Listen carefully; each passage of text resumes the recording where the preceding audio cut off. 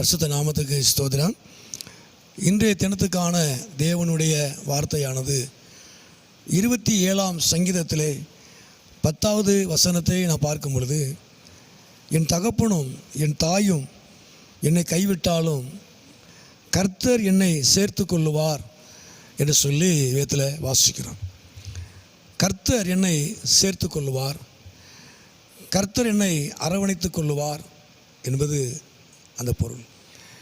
அதாவது என் தகப்பனும் என் தாயும் கைவிட்டாலும், ஏன்னா பெற்றோர்கள் நமக்கு முக்கியமான ஒரு உறவு.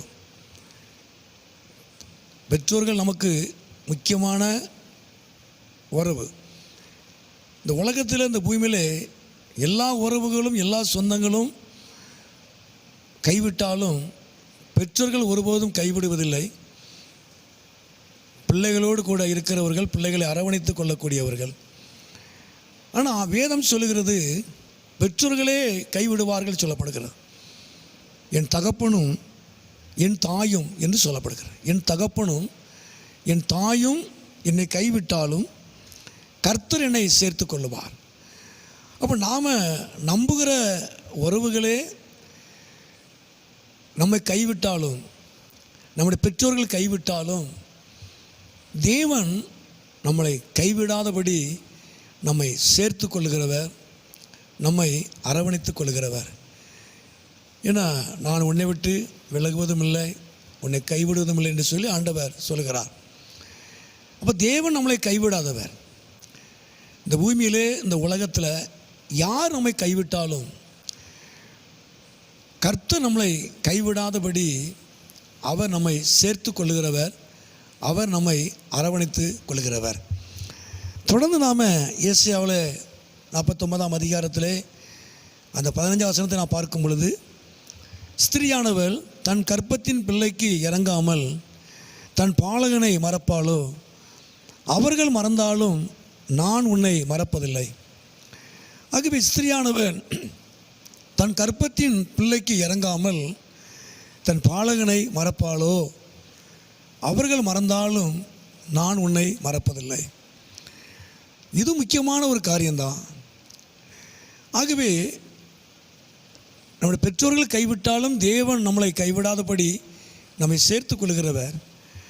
இங்கேயும் அதைத்தான் சொல்லப்படுது. ஸ்திரியானவள் தன் கர்ப்பத்தின் பிள்ளைக்கு இறங்காமல் தன் பாலகனை மறப்பாளோ என்று சொல்லி பார்க்கிறோம்.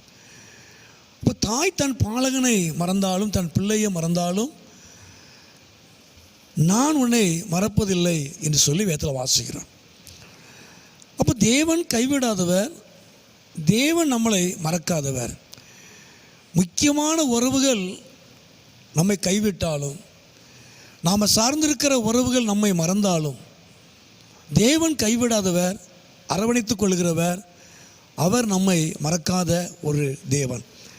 தொடர்ந்து அதே போல் இன்னொரு வசனம் ஏசாயாவிலே 54ஆம் அதிகாரத்திலே 10ஆம் வசனத்தில், மலைகள் விலகினாலும் பர்வதங்கள் நிலைபெயர்ந்து போனாலும் என் கிருபை உன்னை விட்டு விலகாமலும் என் சமாதானத்தின் உடன்படிக்கை நிலைபெறாமல் இருக்கும் என்று உண்மையில் மனதில் கர்த்தர் சொல்கிறார். அப்போது மலைகள் விலகினாலும் பர்வதங்கள் நிலைபெயர்ந்து போனாலும், இதுவும் நம்பக்கூடிய, நாம் நம்பியிருக்கக்கூடிய ஒரு காரியம், நிலைத்திருக்கக்கூடிய ஒரு காரியம். ஏன்னா மலைகளும் குன்றுகளும் தேசத்தையும் பட்டணங்களையும் பாதுகாக்கக்கூடிய ஒரு காரியம். அவ்வளோ சீக்கிரமாக அது விலகாது, அது விலகக்கூடிய காரியம் அல்ல. அது நானும் நீங்களும் அது நமக்கு ஒரு நிலைத்திருக்கிற ஒரு காரியமாக இருக்கிறது, நிலையான ஒரு காரியமாக நமக்கு தெரிகிறது, நிலையான ஒரு காரியம்.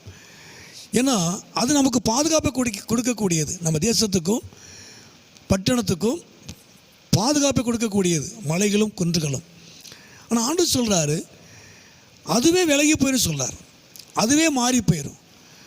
எது நமக்கு நிலையானது, எது நமக்கு நிரந்தரமானது என்று நினைக்கிறோமோ அதுவே நம்மை விட்டு விலகி போயிடும், நம்மை விட்டு கடந்து போகும் என்று ஆண்டவர் சொல்கிறார்.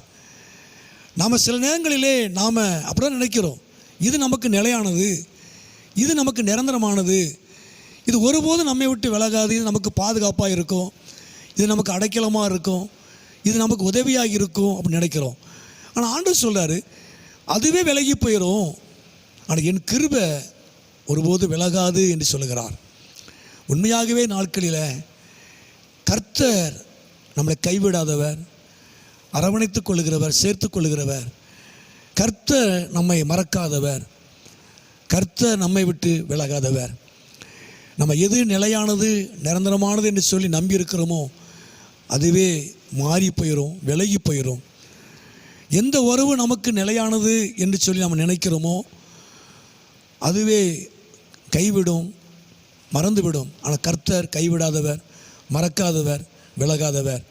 கர்த்தர் தாமே இந்த நாட்களில் அவர் உங்களை ஒருபோதும் கைவிடாதவர், ஒருபோதும் உங்களை மறக்காதவர், ஒருபோதும் அவர் உங்களை விட்டு விலகாதவர். அவருடைய கிருபை ஒருபோதும் மாறாது. உண்மையாகவே இந்த நாட்களில் கர்த்தர் கிருபையாய் உங்களை நடத்துவார், அவர் நாமத்தை மகிமைப்படுத்துவார். ஜெபம். எங்களை அதிகமாக நேசிக்கிற நல்ல பிதாவே, அருமையான ஆண்டவரே, இந்த நேரத்துக்கு ஸ்தோத்திரம். இந்த சத்தத்தை கேட்டுக்கொண்டு அருமையான நம்முடைய பிள்ளைகளை, குடும்பங்களை கர்த்தர் ஆசீர்வதியும், அப்படி நாமத்தை மகிமைப்படுத்தும். நீர் மகிமையான காரியங்களை செய்யும். இயேசுவின் நாமத்தில் ஜெபிக்கிறோம் நல்ல பிதாவே. ஆமேன், ஆமேன்.